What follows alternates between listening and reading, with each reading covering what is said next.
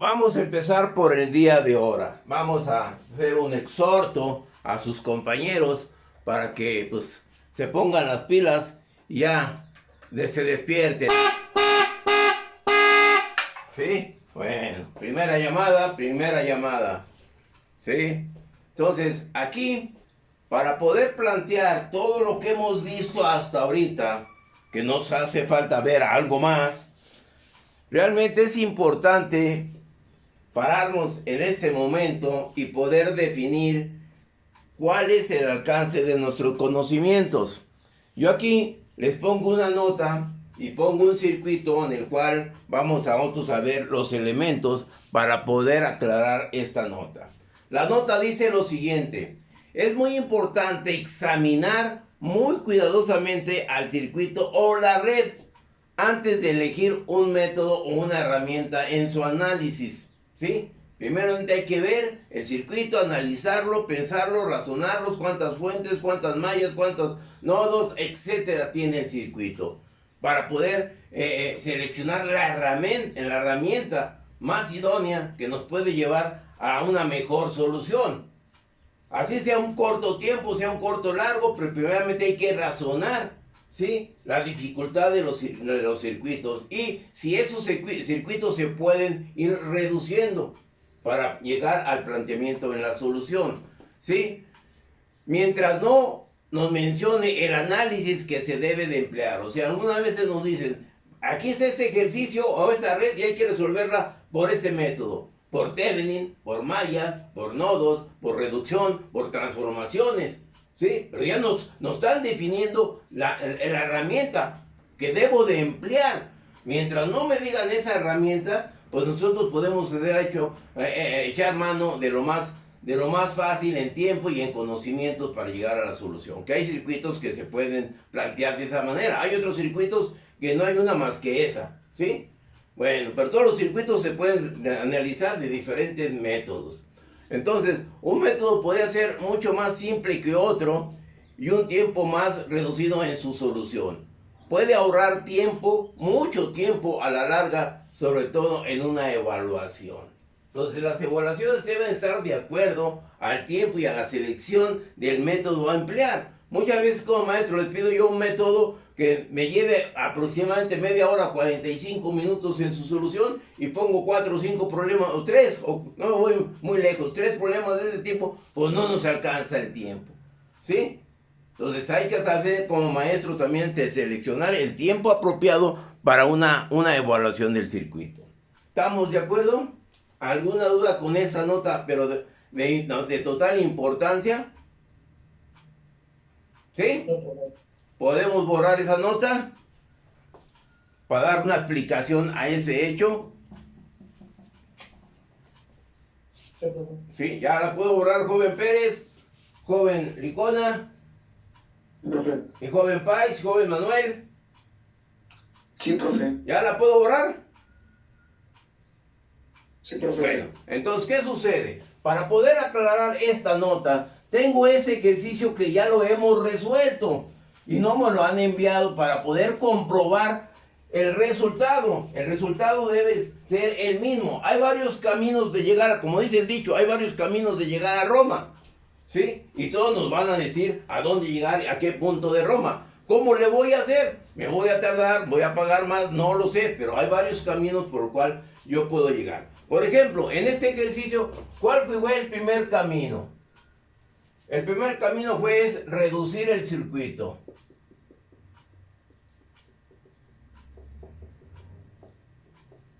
¿Cómo lo reducimos el circuito? ¿Cómo lo reduje? Pues primero, empleando la herramienta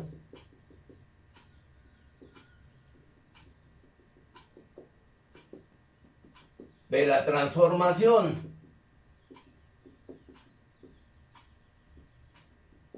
¿Cuál sería ahí? Aquí, al observar el circuito y razonar el circuito, nosotros tenemos aquí lo siguiente, en la reducción. Yo aquí tengo un circuito T, aquí tengo otro circuito T, y aquí tengo un circuito pi. ¿Estamos de acuerdo? Entonces ahí de la reducción, ¿cuál sería la más económica y la más eficiente y la de menos tiempo? ¿Transformar un circuito T o el circuito pi? Y ya lo resolvimos. Circuito pi. Entonces se redujo este circuito a la siguiente manera.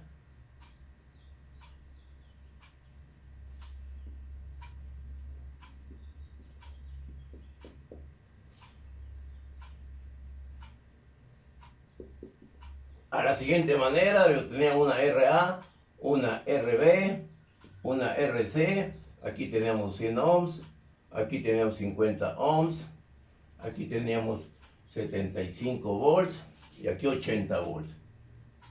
Ya lo reduje el circuito, ¿estamos de acuerdo? Al reducir el circuito nos damos cuenta que la RA y la de 100 ohms están en serie y la RB con la de 50 están en serie. ¿Estamos de acuerdo? Entonces yo puedo emplear este método si voy a usar la herramienta, el análisis de mallas. Ustedes pueden observar que al utilizar el análisis de mallas del circuito original, nosotros tenemos 1, 2 y 3 mallas. Lo podemos resolver en forma inicial. Y va a dar una matriz de ¿cuánto? De 3 por 3. Que ya lo resolvimos de esta manera. La clase posterior. ¿Sí? Entonces ya puedo utilizar el método de malla que se me va a reducir ahora a ¿cuántas mallas? A 1, a 2 mallas. ¿Estamos de acuerdo? Hasta ahora tengo esa herramienta. ¿No? ¿De qué otra manera lo pude haber resuelto? ¿De qué otra manera lo pude haber resuelto? Transformando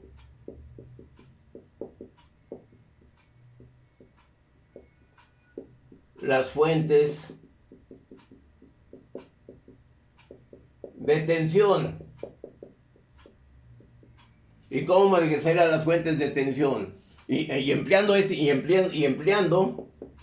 bueno, primeramente de la parte original. ¿Qué me quedará con este circuito? Este circuito va a quedar de la siguiente manera.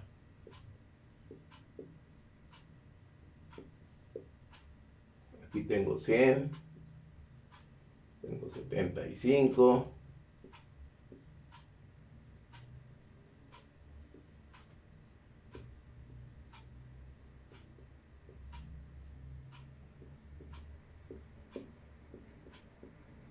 Aquí tengo la de 50 y aquí tengo una IA y tengo una IB. La IA va a ser igual a ¿cuánto? A 75 sobre 100 y la IB va a ser igual a 80 entre 50. ¿Estamos de acuerdo hasta ahí? Sí. ¿Sí? ¿Y qué es lo que sucedería? Pues aquí tengo estas resistencias en paralelo. ¿Sí? Y tengo estas resistencias en paralelo y reduzco mi circuito de esta manera.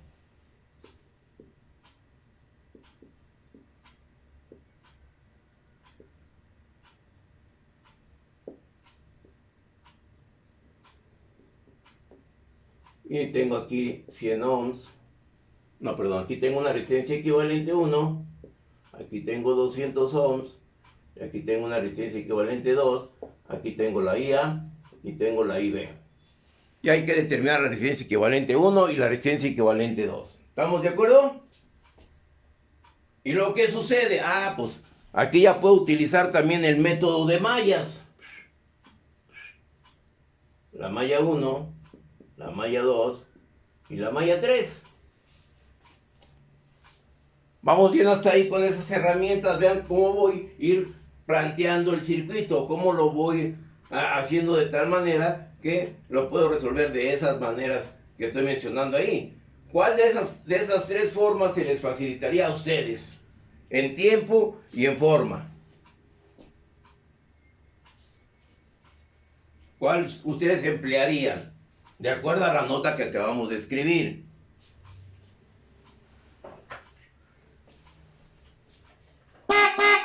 pasó? Bueno, yo siento que sería más rápido la segunda opción, donde convertimos el circuito pi a circuito T, porque pues, obviamente solo son dos mallas. Ujú. Tú, Pérez, sería Yo de me la... inclinaría por tener tres mallas, o sea, tener el ejercicio directamente trabajarlo por mallas. O sea, en su forma original. Ajá. ¿De acuerdo? ¿Por qué? Porque el segundo paso tienes que hacer la operación, tienes que hacer tres operaciones. ¿Sí? Hacer la operación para terminar la RA, la RB y la RC. Y luego, pues, lógico, te va a reducir a dos mallas. En forma directa. ¿Sí? Esa es una forma de poderlo resolver. ¿Sí? De la forma uno y la forma 2 transformar la transformación del pi a t o de las fuentes de tensión a fuentes de corriente. De esos dos, ¿cuál sería el más fácil?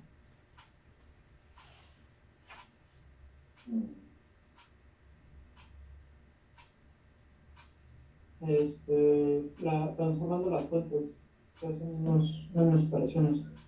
¿Sí? Transformando las fuentes tienes que la operación, hacer la ley de Ohm, ¿sí? Para determinar la magnitud de la IA y la magnitud de la IB.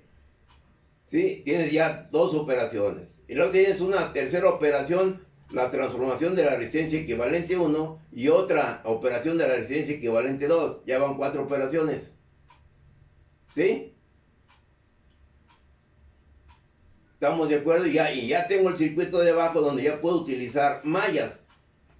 Ahí, ¿qué es lo que podía hacer más? Yo puedo transformar ese circuito P, perdón, ese circuito Pi a un circuito T. También lo puedo realizar, también puedo emplear esa herramienta. Pero si utilizo esa herramienta que yo tengo ahí, ¿cuál sería, de cuántas matrices sería la solución? Cuando transformé las fuentes de tensión a fuentes de corrientes. En el otro caso tengo dos mallas, la 1 y la 2, cuando transformo el circuito pi a circuito T. Ahora, en la otra parte puedo transformar las fuentes de corriente como lo estoy haciendo, pero también puedo transformar el circuito pi a circuito T. ¿Y a cuántas mallas se me reduce el circuito? Igual a dos. Igual a 2. ¿Estamos de acuerdo? Y lo podremos resolver de esa forma con las fuentes de corriente. ¿Cuántas matrices seríamos?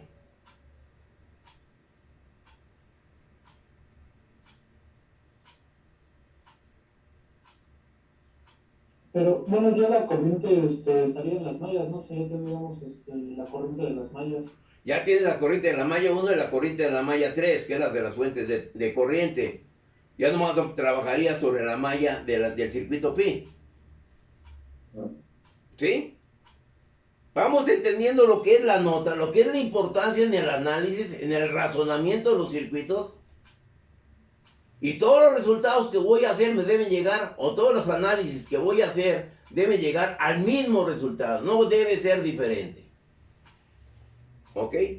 Por eso dice, yo puedo elegir, pensar, ver el circuito, razonar y buscar la forma más elemental y más sencilla. La forma más elemental y más sencilla es, pues ya domino yo mallas, utilizo en su estado original. Pero esa es decisión muy propia. Pero si me piden en una evaluación, tengo este circuito y resuélvalo por un método de mallas, por un método de 2x2. Entonces tienes que hacer la transformación del circuito pi a un circuito T, como lo tenemos en el circuito en el punto 1. Pero ya me está diciendo a cuántas la matriz de cuánto por cuánto debe ser. Si yo les diría determinar la tensión en la de 200 ohms con una matriz de 1 por 1, ya le estoy diciendo por qué método. ¿Cuál sería? ¿Cómo lo plantearían? ¿Cuál circuito utilizarían? Tendría que ser reducción. ¿Reducción? Si 10 por uno, sí. Pero de los que tenemos ahí denotados en el 1 y en el 2, ¿cuál sería? El más propio, el más original.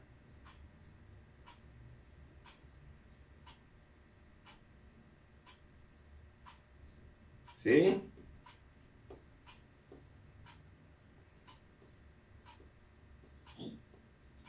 ver, observen, estamos ya poniendo una acción de habilidades y destrezas en este pequeño ejercicio, en esta pequeña nota. Porque yo le estoy diciendo la elección, yo la estoy solicitando. No, ustedes no la están haciendo por iniciativa propia. El instructor les dice, yo quiero que resuelvan ese circuito, determinar la tensión en la de 200 ohm por un método de mallas, por un método matricial de 1 por 1. Ah, Chihuahua. Ya me pusieron a pensar más, ¿qué es lo que se nos dificulta? El querer pensar. Queremos las cosas muy sencillas. ¿Sí? Entonces, ¿cuál sería el método más idóneo de los que tengo en el punto 1 y el punto 2? A ver, jóvenes.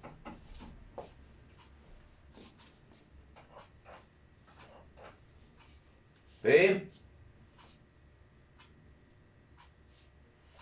¿Estamos de acuerdo? Podríamos utilizar la transformación de fuentes de tensión hasta el punto donde, por ejemplo, está aquí, que tenemos en la parte de abajo de la derecha. Sí. De ahí podríamos usar reducción de circuitos para hacer una fuente de corriente equivalente para que solo nos quede una malla. Se me ocurre. A ver. ¿Alguien más? Vas bien. Dijiste parte del pedido bien. Sí, vas. El buen razonamiento, pero ya lo último sí como que no le entendí o no me pareció. A ver. Sí. Escucho.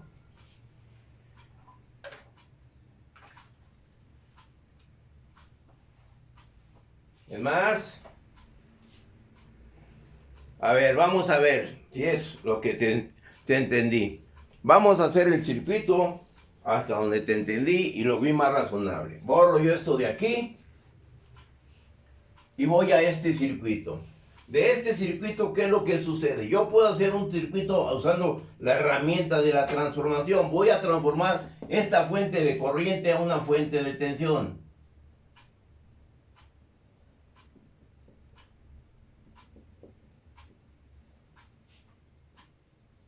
Y la otra fuente, pues lo hice con esta, pues también lo puedo hacer con la de la derecha. Aquí tengo la IB. Aquí tengo la de, ¿qué sería aquí? Aquí sería una resistencia equivalente 1. Aquí sería la de 200. Y acá sería la resistencia equivalente 2. Y quiero terminar aquí el elemento. Pues más fácil, ¿no? ¿Tengo qué? Tengo aquí una ¿qué? Una sola malla. Puede ser esa o puede ser esa de acuerdo a la elección. La fuente mayor menos la menor. Y ya tengo una malla, una matriz de 1 por 1. ¿Estamos bien? Siempre y cuando los circuitos se puedan hacer de esta manera, reducción. Pero va a haber otros circuitos que los puedo resolver por mallas, los puedo resolver por nodos, los puedo resolver por otros métodos que nos hacen falta de ver, otros más. 2. Thevenin, Norton y máxima transferencia, que es lo que nos hace falta ver en la parte del curso. ¿Ok? ¿Está entendida la nota que acabo de explicarles? ¿Sí? Señorita Erika, ¿sí le entendió? Sí, profe. ¿Sí? A ver, dígame, ¿qué decía la nota? ¿Cuál nota? La nota que puse. La que estoy mencionando. Al inicio yo puse una nota. Ah, es que entré como 13 minutos después. Ah, entonces, ¿por qué me dices que sí le entendiste? Yo me doy con la idea de que, pues, lo que estoy hablando... ¿Eh? Pensé que hablaba de... ¿Perdón? Pensé que hablaba del ejercicio, porque pues ya habíamos visto las... Ah, ya lo habíamos... Exactamente, ya lo habíamos visto. Pero, a ver, ¿quién de ustedes le puede leer la nota a su compañera? Por favor. ¿Qué decía la nota? ¿O la leo yo? La nota decía lo siguiente, señorita Erika, y los que se acaban de incorporar, lógico, va a estar en el video. Dice, es importante examinar cuidadosamente el circuito o la red antes de seleccionar un método o herramienta en su análisis. Un método podría ser mucho más simple que otro y un poco de tiempo invertido inicialmente puede ahorrar mucho tiempo a la larga. Yo mencionaba a sus compañeros que yo como maestro puedo poner una evaluación donde quizá un problema por un método, ¿sí?, les puede tardar 15 minutos y por otro método les puede tardar 30 minutos. Si yo pongo 2 o 4 de ese tipo de ejemplos, no les va a alcanzar el tiempo, ¿sí? Entonces, esto se hace con la finalidad de que ustedes, en forma muy particular, elijan el método, ¿sí? Y uno de los métodos que casi por la mayoría, por la experiencia que tengo, utilizan el método de mallas, porque es el más fácil y el más sencillo en poder resolver, siempre y cuando la red se preste a la facilidad del conocimiento. Pero ahorita vamos a ver redes que ya tienen tantito más complejas en su interpretación. ¿Estamos de acuerdo? Y esa nota la estoy explicando con este ejercicio. Este ejercicio lo hicimos nosotros transformando las fuentes, perdón, el circuito pi a circuito T y calculamos el valor en la de 200. Hicimos transformando las fuentes de tensión a fuentes de corriente. Y lo hicimos también por el método de mallas, que lo hicimos la vez pasada. Y todas las tres maneras pueden llegar al mismo resultado. ¿Ok? ¿Estamos de acuerdo? ¿Qué es lo que sucedería si en lugar de transformar el circuito pi a circuito T, ¿qué es lo que sucede? ¿Qué diferencias tengo en transformar el circuito pi a un circuito T o uno de los circuitos T a circuitos pi? A ver. Obsérvenlo bien. ¿Cuál de los dos sería el más razonable? ¿Y por qué?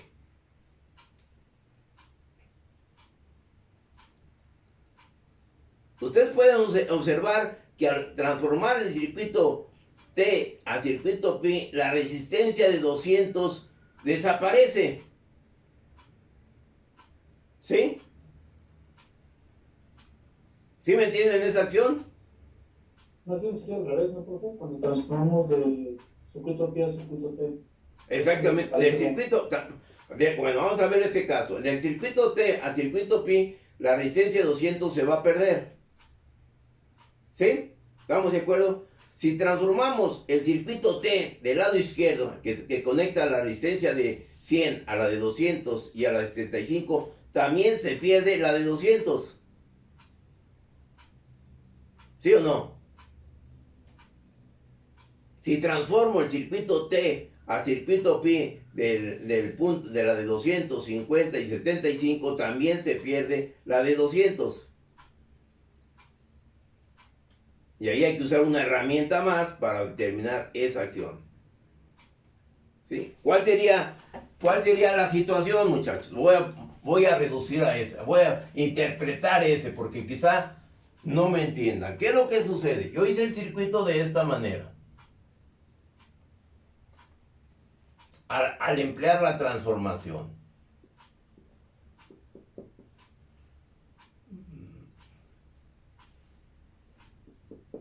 Tengo este circuito, tengo aquí, ¿cómo la tengo? Aquí tengo 100, aquí tengo RA, aquí tengo RB, aquí tengo la RC, la fuente A, la fuente B y aquí tengo la de 50. ¿Qué es lo que sucede? Yo quiero conocer la tensión de la de 200. Esa de 200 estaría aquí así.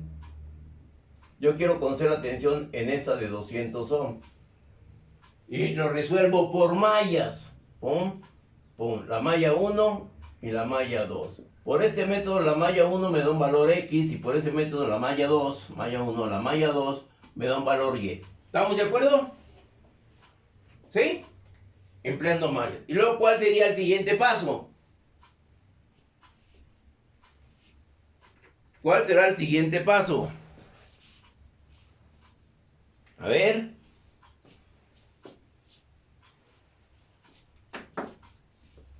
¿Cuál es el siguiente paso?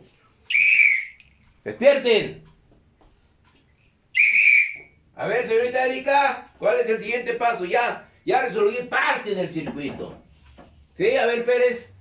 Podríamos utilizar la regla del divisor de corriente, o sea, después de este circuito que tenemos aquí de pi a t, Sí. yo lo regresaría al circuito original y usando la regla del divisor de corriente podríamos determinar cuánta corriente va a esa resistencia de un lado y cuánta corriente va del otro. A ver. Se me ocurre. A ver si te entendí. Tú dices que ya tengo este método, tengo la corriente ya y regreso que a este punto. Yo tengo la I1 es la de 100, pero la de 75, ¿cómo la determino? Un punto. ¿Eh? Sí, no pensé en ¿Sí? eso. Luego, a ver, jóvenes, Fernando Orozco, joven Mesa. Yo pensaría que para sacar el voltaje de la de 200, Sí. pues sacarías el voltaje de RA y la de RB y ya nada más la suma. A ver, vamos a ver, nada más, observa, nada más la suma, ¿ok? Hasta la primera parte estuviste muy bien, y por eso te vamos a premiar con un sígale, ¿sí? Entonces, ¿qué es lo que sucede? Tú me acabas de decir que en la tensión en RA va a ser igual a la corriente 1 que multiplica a RA, ¿estamos de acuerdo? Y el voltaje en RB va a ser igual a la corriente 2 por RB. ¿Estamos de acuerdo? ¿Fue lo que me dijiste hasta ahí? ¿Sí? ¿Sí? Entonces, ¿qué polaridad voy a tener en la parte de arriba de la resistencia RA y abajo? Positivo arriba y negativo abajo. Perdón, positivo arriba y negativo abajo. ¿Qué es lo que sucede en RB? Lo mismo. Lo mismo, positivo arriba y negativo abajo. Por lo tanto, el voltaje, la de 200, va a ser igual a ¿quién? Al voltaje de RA y al voltaje RB. ¿Qué signo será ahí? Bueno, sería negativo. Sería negativo, estoy de acuerdo. Ya no es la suma, ¿sí? Y ya sería el negativo. Y ahí sería la respuesta. ¿Ok? ¿Dudas? Y ese ejercicio quiero que me lo envíen, por favor. Demostración de todos los métodos hasta ahorita que hemos visto. ¿Sí? Que no lo han hecho. Ya resolví algunas partes. Ya nomás es transcribirlo y entenderlo. ¿Ok? ¿Alguna otra duda? ¿Algún otro comentario? Y eso era para poder entender la nota con la cual inicié la clase, que es muy importante. ¿Ok?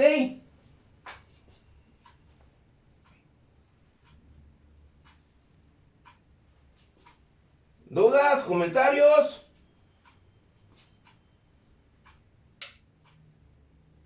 ¿No hay dudas?